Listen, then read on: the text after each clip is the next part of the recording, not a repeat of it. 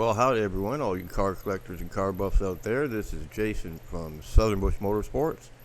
So this collection that I'm showing now is I got a call to go up to North Carolina.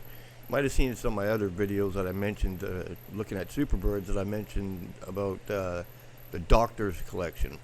Well, these are some of the cars that were part of the Doctor's collection. This Cuda was just something else. This car was restored. You can't tell me no unrestored Survivor. This car was restored.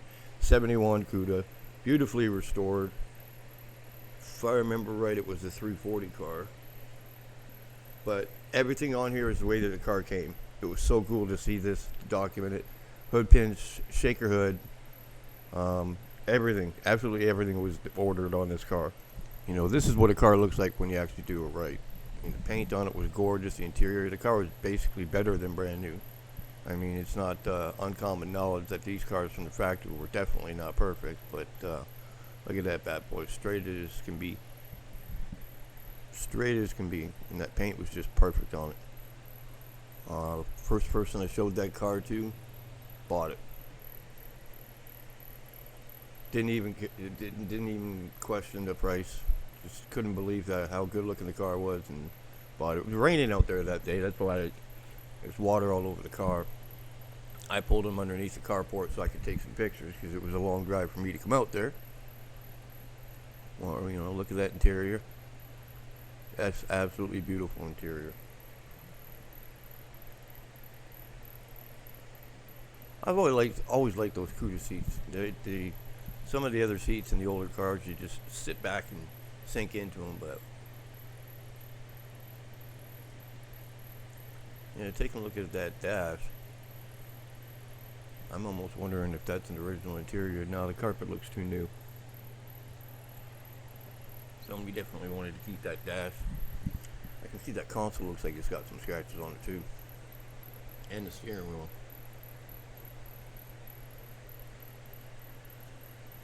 And those seatbelts look a little old.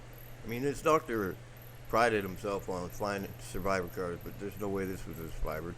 Just too good looking.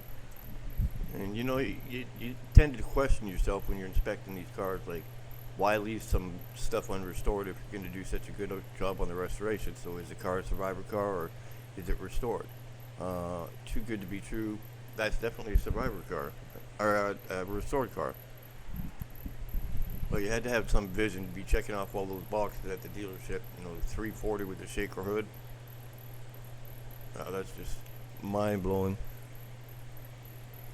I would have loved to have been able to sit down. I did talk to a fella that ordered a car brand new back in 1970, and it's true. It's what they did. The salesman would have a sheet out with the brochure, and you checked off the box of all the stuff that you wanted, and they just kind of warned you the more boxes you check, the longer it'll take to get your car. But you know, some people didn't care. A lot of cars were put out just stock cars, and a lot of stuff you could definitely order. It just took a little longer to get your car. It was just a beautiful interior. I drove this car for a little bit. It was really nice to drive. Lots of power. I love those 340s. Boy, they're just screaming demons. Shaker hood 340 71 Cuda. What do you know about that? No, that's the wrong picture there. It wasn't a six-pack setup. That's for, I think, a white Superbird. And then you got a 1971. This was actually the first time looking at this Challenger that I had seen a root beer brown car. Boy, I love that color. Just an odd color, but just really bang. It stands out. It's not a high-impact green or high-impact yellow or anything like that, but it certainly stands out. Really good looking car. Straight as an arrow too. Couldn't get any straighter. All the chrome was good on it. 100% this car had been restored. But you know, that's all right. Obviously it'd be better if it was an RT Survivor, but you know, such a beautiful car to begin with. A lot of really cool options on the car. What I remember right, the paint was not, it looked it, but it wasn't wasn't a 10. It was about a 7 show.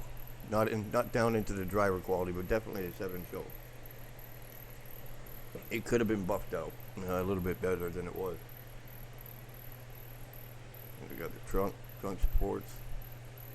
Look at those supports in that trunk for that wing. There's that bad boy engine compartment for you right there. That was me that was putting all those batteries in the car. I know that's not the right battery. A little wiring hanging out here and there. Definitely the car wasn't perfect. It sure was beautiful. And the engine compartment was pretty clean. The trunk lid. And that's what I'm talking about, those, I don't know, did they do that from the factory or not? I mean, I'm not an expert on everything. I don't think they put those supports in the trunk lid to hold up that gull wing from the factory. I think that might have been a dealership thing. I mean, look at that trunk. That trunk's not perfect. It's all scratched up and stuff. Definitely a cool car. Might have been an older restoration. There wasn't really a lot known about this car because the doctor wasn't available.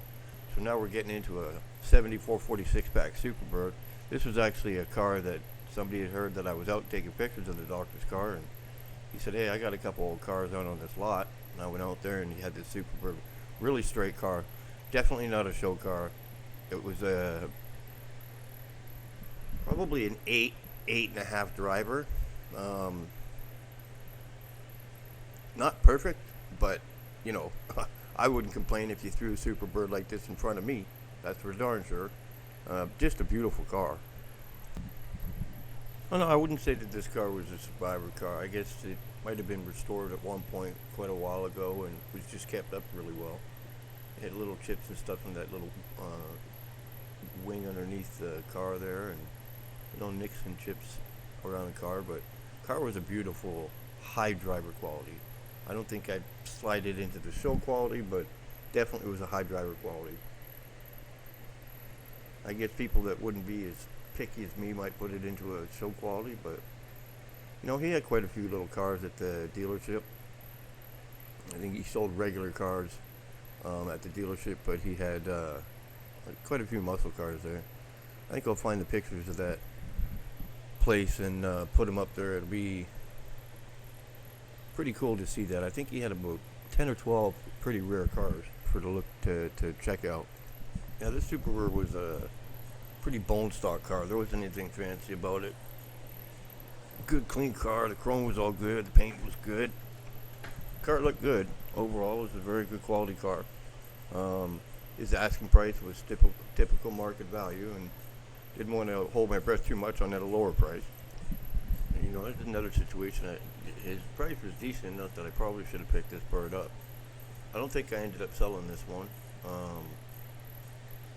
Because it wasn't a holy crap deal.